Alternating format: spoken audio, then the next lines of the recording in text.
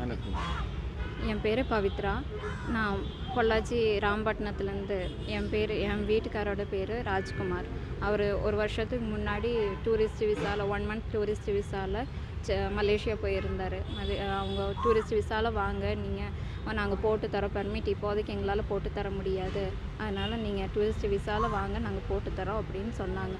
அப்புறம் அவங்களே பெர்மிட் போட்டு கொடுங்கன்னு 2-3 டைம் கேட்டு பார்த்துட்டாங்க. அவங்க போட்டு தர மாட்டேங்கிறாங்க கம்பெனிக்காரங்க. MK metals Malaysia.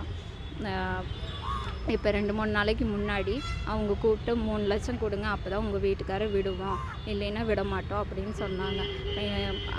துன்புறுத்துறதா, அடித்து ரூமில் சாப்பாடெல்லாம் போடாமல் ரூமில் வைக்கிறதா அவங்க சொன்னாங்க.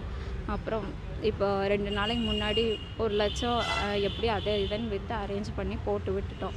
அவங்க மறுபடியும் 8 லட்சம் கொடுங்க, எங்களுக்கு 3 லட்சம் பத்தாது, 8 லட்சம் கொடுங்க, அப்போ தான் நாங்கள் விடுவோம், இல்லைன்னா விட மாட்டோம் அப்படின்னு சொன்னாங்க.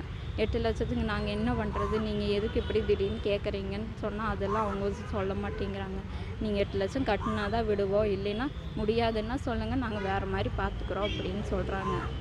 எனக்கு தயவு செஞ்சு அரசாங்கம் மூலமாக, கவர்மெண்ட் மூலமாக தயவு செஞ்சு என் கணவரை வீட்டுக்கு கொடுக்கணும். சரிங்க.